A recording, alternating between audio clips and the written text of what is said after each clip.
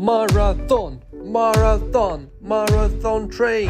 Hello and welcome back to the Gaming Brilliant. Maybe a bit of an exciting intro, but maybe not.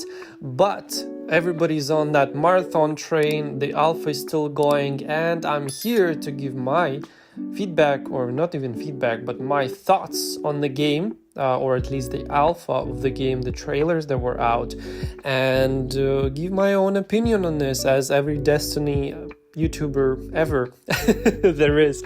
I'll split this video into 5 sections I have in my notes. This video is not scripted, except the topics, because I needed to somehow track my thoughts and not make this video 20 minutes long, because I don't want to make it as long, but at least 10 minutes of talking and discussing the whole marathon.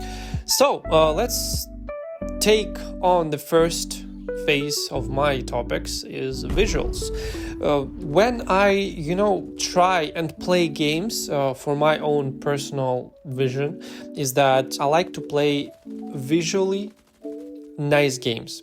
So I don't want to invest my time into some low 2D game. No, it's not the time. Like, of course, if I'm in the airplane I can play the Google Chrome dinosaur, but okay, but if I invest my 2 to 3 hours of game time into a game that doesn't look appealing to me, it's not something I am eager or excited to play.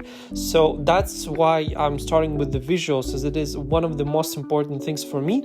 Because back in 2014, when I saw the first trailer for Destiny, and the Warlock with Nova Bomb just throws a whole fucking magic space ball into someone, that made me exciting.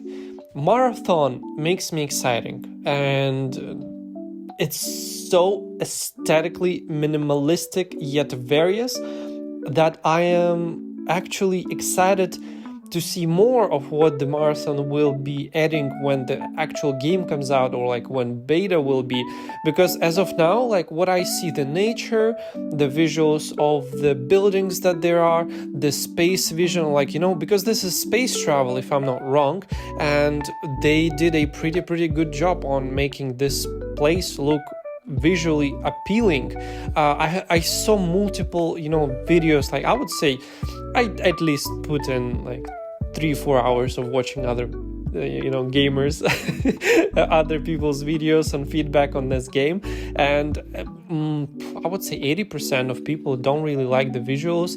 They say that the game looks blocky, the characters look aesthetically not aesthetic, and I don't know why. It's a amazing game. If we take other games like Marathon, so extractor shooters, they look terrible, man. For example, everybody's comparing Marathon to Vorkov, Vostok, or some Russian sound game, and dude, that game looks so bad in comparison to this. I would not even compare it. Of course it's the same game mode, but dude, Marathon looks so much more futuristic, so much more interesting. And again, we are the runners, the Marathon story is that they are traveling space, and they are colonizing space. So I would not expect the game to have some skyscrapers or building covered in grass, because dude, it's space travel. They colonized this stuff, and okay, they have a little bit of a blocky view, but it's visually appealing. The nature is visually appealing, and and the characters, okay, they're not the best looking yet, but I believe Bungie will put in some money into getting their investments back into skins, faces, and so on, because there's so much potential in this, and it would be extremely stupid for them not to use and sexualize the characters that they have right now. Anyway, moving to the next topic of my discussion is gunplay and gameplay. And what I want to say here, I watched multiple people. I watched Across, I watched Cruiser, I watched other Twitch streamers, and I watched trailers. And at the very beginning, when the trailers came out, like, of course, when company makes a marketing move and making the trailers make it pop and everything, like, it looked good. I cannot say it looked bad, but when I actually tried looking at people who are trying alpha and watching their streams, videos, and thus far gameplay looks smooth. First of all, gameplay looks fun, and gunplay feels great. Like, even the sound effects of the guns, the movement, everything seems very nice. And I would not say that this is a bad game in terms of gameplay. Like, from what I see, it looks amazing. Of course, I would like to try the game myself. Unfortunately, I wasn't lucky enough to get the alpha key, even though I did register. But I am gonna be trying the open beta whenever it happens, so I'll probably give my second feedback video on that while actually playing. But gunplay and gameplay looks extremely good. Like, I'm not gonna gaslight this, because dude, they put in some time into this so that players would feel amazing, even though that, like, this is a super risky game mode. Dude, and I'll get back to, like, this topic of, like, super risky in just a few minutes. Paywall. Oh, let's talk about the price tag on the game. It's actually costs money to buy a game. I was thinking a lot about this recently and discussing with some of my friends too. You need to pay for the game in order to play it. And my, argument to that, how many games do you buy nowadays that are, like, not free? There's not so many. Like, of course, there's single players like Black Myth Wukong, like one of the best games of this year, I would say, or was it last year already? I'm not sure. But there's not so many. Like, Destiny is free, Overwatch is free, Marvel Rivals is free. What else is free? I don't know. Call of Duty, I'm not really sure, but, like, still, the game is not that expensive too, because I spend on Naraka, the Bladepoint, the game that I play. If you follow my channel, you know what I mean. I spend at least like 50 to 60 or 70 bucks every month. And that's for just cosmetics, not just for the game, because the game itself is free. As a responsible adult, I earn a good amount of money, and if the game costs 40 or like 60 bucks that I will enjoy, I'm not losing much. Like, this is not that much of the, paywall. If the game would cost 120 bucks, okay, but if there's $120 like pay cap, that means you're getting a collector's edition or something. Like, still, I don't think the paywall that they put the price tag on the game, live service game, is not that bad. Fight me.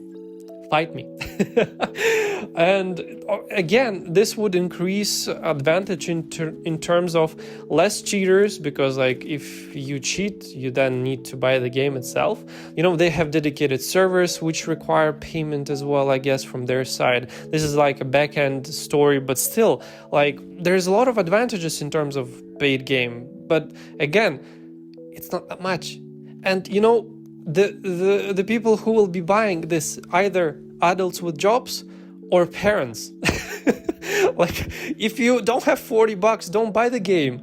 I don't think they will lose much. So let's go to the next point, and that is PvP aspect ? For some reason in my notes.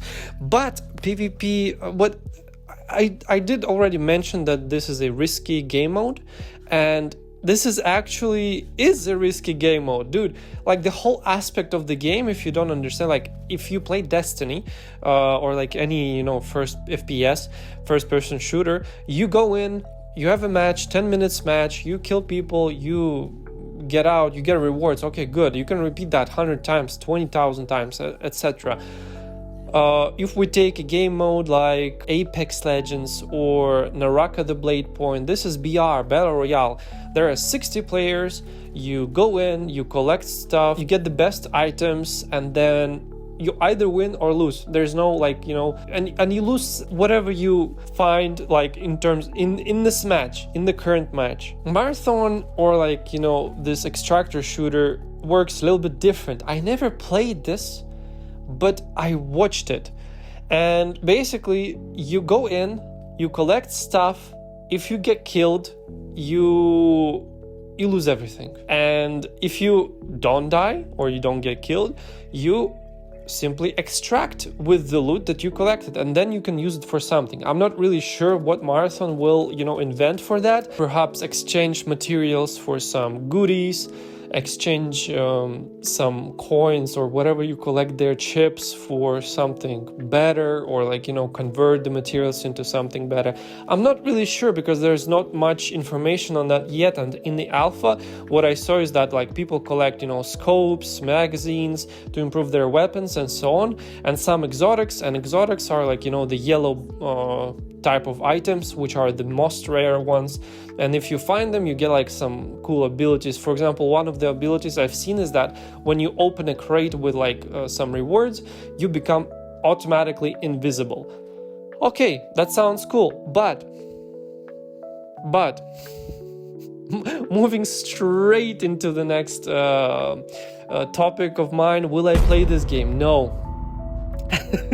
Okay, I am defending the game, but I'm not gonna be playing it.